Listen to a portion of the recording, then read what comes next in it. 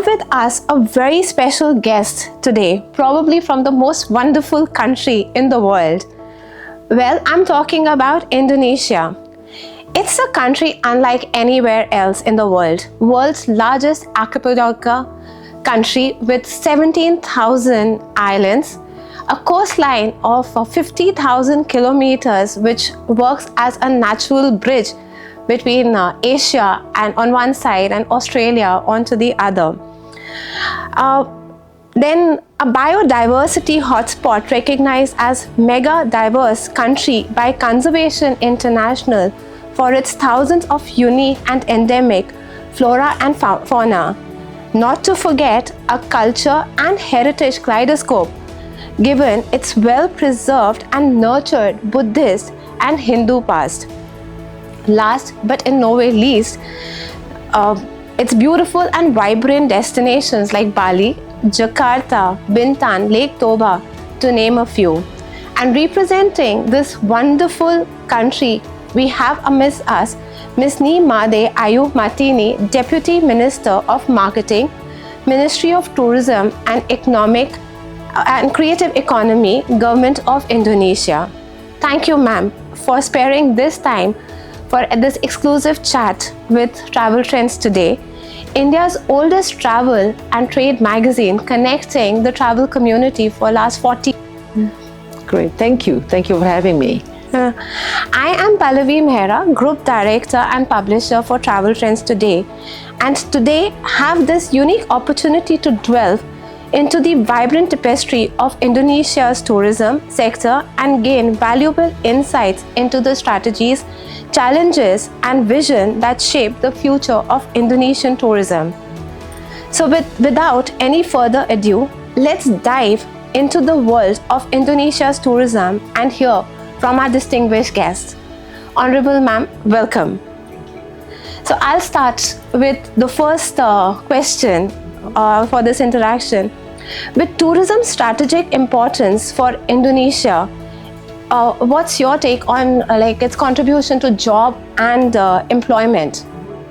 Thank you very much for the question. It's very important because the contribution of tourism and creative economy to the manpower or job creation in Indonesia, 23 million people work in this sector. So this shows how important it is.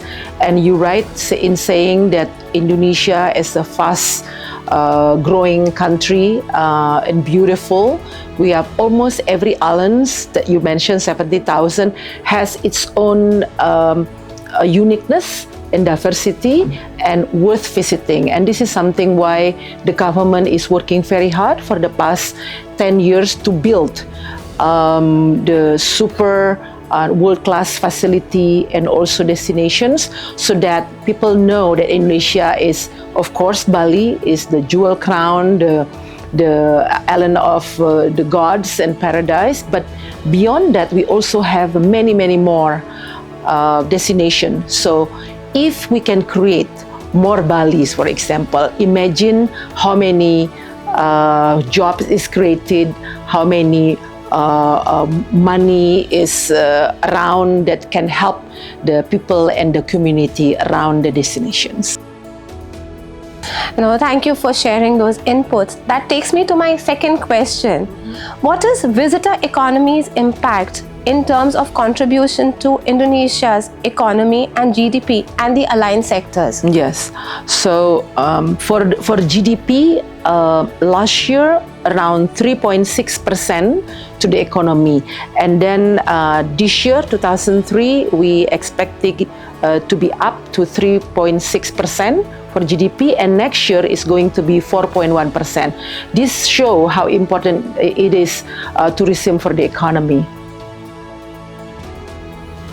Great. It's a pride moment for us to have you back in India. So what is the strategic significance India as a tourism source market holds for Indonesia? We would like you to share your insight in terms of Indian visitor arrival, their stay, their length of stay, vis-a-vis other international guests coming to Indonesia? Okay, and let me share a bit of good news about that front.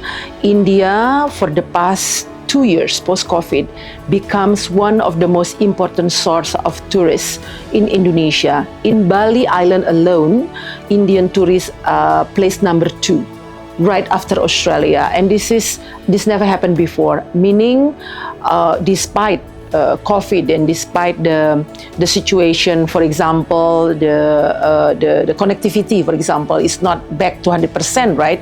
Still, people are traveling. For the whole Indonesia, India ranks number 6 after Malaysia, Australia, Singapore, Timor-Leste, and China. So, but the top 3 are very close proximity, but India is over there, and top 6 of origin of tourists in Indonesia. In terms of number, so far, January, July, 345,000 Indians travel already. Our target for this year for Indian tourists are 435.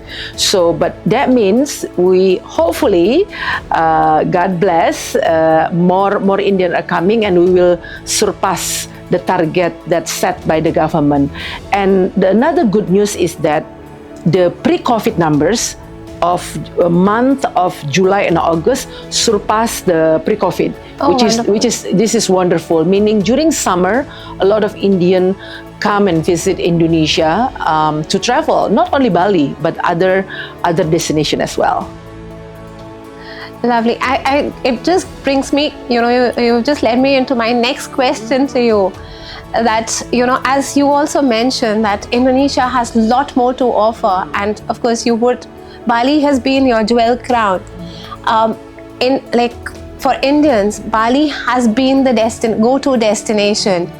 But what are your initiatives to take Indians to other destinations? Correct. So how are you planning? What is your plan to take that forward? So this is why I'm here today in Mumbai. This is part of our roadshow, to show the other destination that we have that I think worth visiting by Indian tourists. One is introducing new destinations. Secondly, the attraction. Thirdly, to understand the market, that we have everything actually. So for example, for young Indians that come, we have family. For MICE, for example, weddings. Has been very important, and they love to go to Bali for weddings, but we have a lot more to offer. Now, during this roadshow or sales mission, we introduce other destination for wedding for Indians. Also wellness. This is a growing also post-COVID especially. I think people think we want to be healthy. We want to be exploring what they offer. So we have a few wellness center in Indonesia. I think same as India, but a bit different, in terms of the essential oil and the experience. I think it's really great to learn that. Thirdly, also, we would like to invite more Indians filmmaker and Bollywood stars to come to Indonesia to shoot movies, and this is very important. I believe the interconnectivity between film location and tourism. Once film is set there, usually tourists come. So a lot of new direction, new policy that we are doing, including of course attending big shows. I know India has a few travel show that we always attend, bringing our industry to come and also let them speak with the sellers or the counterpart. So, and to our surprise, some of them don't know what Beyond Bali can offer or has to offer. For example, the government has 5 new destinations to be promoted, to be explored by tourists, including from India. It's called Danau Toba in the North Sumatra, the north tip of Sumatra, which is the biggest volcanic lake in the world. Wow. A lot of a very strong culture, a lot of activities, beautiful. You can do sport over there, you can enjoy the culinary, and not many Indian knows about this. Secondly, Borobudur. Although perhaps Indian tourists heard about it, but not yet visit. And this is something that why we here during the roadshow to show that how easy to get there and what are attractive or event or that you can go when you go to Jogja. Thirdly, the island next to Bali, called Lombok. So maybe not so many people heard, but actually it's very beautiful. And then for the past years, the government, established a MotoGP track, and we want sport tourism. It's part of our growing market as well, and we would like to invite Indian tourists to come, and then some of you, I'm sure, love to see the MotoGP, for example, because this is part of the World Series. Next is Labuan Bajo, which is in East Nusa Tenggara, where Komodo dragons are. I'm sure you heard about it. Beautiful, very stunning. You can live on board on the ship, and then you open your eyes in the morning, you jump in and swim with the manta rays, with the fish, Nemo, and so on and so forth. Beautiful. One of my best holiday actually was in Labuan Bajo. The last one is ecotourism destination called Likupang in the north tip of Sulawesi, where if you like beach, for example, or you want serenity, a bit relaxed, it's very easy place is in Likupang. So these are a few places. Of course, we have more, like Jakarta, for example, is a destination, and the whole Java. But again, we want to focus on that to show that you can, it's worth going, But how to get there? I think that's the question next, right? It's very easy. Now that Indonesia has connectivity for the first time, direct flight, Indigo flying from Mumbai to Jakarta, and from Jakarta, for example, it's very easy to go when you decide to Yogyakarta. 50 minutes by plane, only 7 hours by train, very easy, and you can drive because we have world-class, thanks to the President Jokowi leadership, he built a lot of toll road as well, very easy to connect. If you want to go to Medan in North Sumatra to see Lake Toba, for example, it's also easy. Internal or domestic connectivity is within reach, and very good price as well. So that's why we're here. With our industry, there are around 40 sellers or industry coming from travel agent, tour operator, hotels, come here, Ahmedabad and also Hyderabad, 3 cities that we do this roadshow. Hopefully it will bear fruit very soon, and we look forward to welcome perhaps this coming holiday. Lovely. More Indians come, Bali and beyond Bali. Well, we are definitely coming to Bali, which I Good. said Yes. the other day.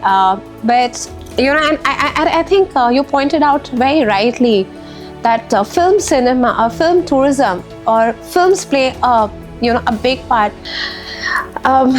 Just going forward, like you've shared your plans in terms of your development plans for India.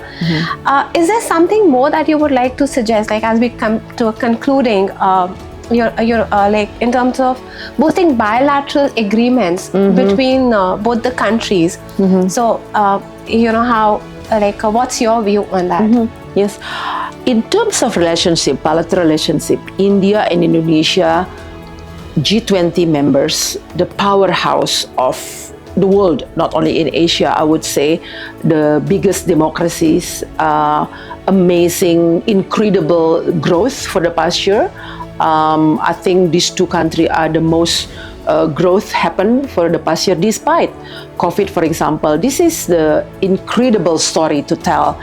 And going back, dated back in early centuries, like 4 centuries, the Indian traders came to Indonesia peacefully, like to trade spices, for example, silk and so on and so forth, ceramic.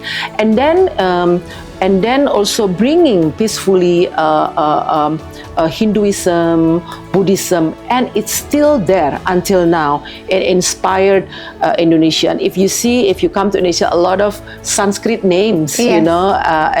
And also now Buddhist temple, the biggest one as I say, is Indian influence as well in Borobudur. And Prambanan, which is only half an hour away from Borobudur, is the Hindu temple, the biggest one also. So in terms of relationship, and also a South-South cooperation, our founding fathers, I think, very close relation. And now, in today's world, it's our job to maintain the relationship. How can we get close to each other? And people, I believe in people-to-people contact, and tourism is one of them. Lovely. I mean, when Indonesians come to India, they understand the culture. They do trade, they invest, and they come and visit, and vice versa. Indian, that's why our government work very hard on that. In terms of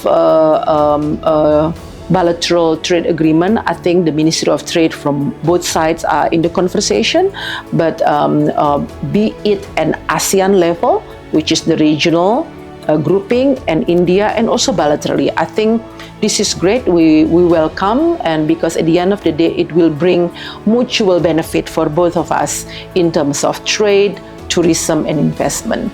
And if that happens, meaning it will contribute to the economy and prosperity of our people. Absolutely. Just, my last point in terms of visa. So, how convenient it is for the travelers. To travel, yes. Like you just inaugurated a visa counter. Correct. With VFS. VFS. So if Correct. would you So like? this is a good news, I think. Yeah, for Indians to come to Indonesia, no problem. There is no need for visa, but visa on arrival, meaning when you come, you just pay a certain amount of money, which is $30 equivalent, 500,000 rupiah. So, and to make it easy, our government now introduced the electronic VOA, electronic visa on arrival, meaning before coming to Indonesia, you can process and pay. So when you arrive, you don't need to pay to the counter of immigration, but you go straight to the immigration just to chop your passport. That's how easy it is. The second category of visa, we just introduced what we call golden visa for investor. 10 years living in Indonesia when you invest and making a business, for example. And also for a senior visa, 1 year retirement visa, also welcome. You never know, maybe some Indian would like to live in Indonesia. You can also apply that. You're right. Today, I came and inaugurate what we call Wonderful Indonesia Corner at VFS Mumbai. It was wonderful ceremony earlier. We hope with that partnership that make it easy for Indian travelers or tourists to come to Indonesia. And we use that corner to promote Indonesia because there are around 4,000 people come to the facility every day to process visa for other countries, not Indonesia. And then when they go there, while waiting, they can come and look, and they can play, for example, these are what we call angklung. You can play the music instrument, very fun. And you can ask around about destination in Indonesia. You can ask about product, anything. And this is, I think, the beginning of the great relationship that we have. So far with VFS, which is our partner, we have 3 facilities already being open. One, of course, Mumbai today, and then previously it was in Shanghai, China, and then the first one is in Dubai, in UAE. So we hope with that facility, tourists is easy to come and they can seeking information and see beautiful photos at the lobby that makes them want to come even more to Indonesia. Indonesia has many locations that is perfect for film, and India, especially Bollywood, has, I think, is the biggest film industry in the world at the moment. I got a lot of questions during my visit here in Mumbai, and how can we collaborate and work together? I'm going to work hard with some of my colleagues back home and also with the Indian counterpart. How can we have more shooting film location in Indonesia, because I believe there are so many places, and if it is few on the movies, they will inspire tourists to come. So we will reach out at the film industry, and we would like to invite them and come and film in Indonesia. Not only it will create the relationship, economic, creative economy ecosystem, but also tourism. And that way we will know each other, we will understand each other even more through the cinema. Thank you. I know, I'm sure, like, you're wonderful Indonesia, and with all your, like, with all your initiatives, with all your hard work in this past 1 year, Yes. and I'm like, we definitely see it bearing good fruits. Yes, and yes, we hope so. And again, ease of travel is very much important Yes. today, because it's a lot of last minute travel. And what up tourism, right? yeah. What we call it. That's right. Yeah, and what you shared about the visa, visa facilities, and ease of securing visa. I'm Correct. sure it would, it would really encourage tourists to, like Indian tourists especially, Yes. to go beyond Bali. Yes, yes, correct. And correct, yeah. that's the message that we take forward Yes. with this discussion of today with Honorable Minister here. Thank you so very much, ma'am. Thank you so much. Thank you. Thank you.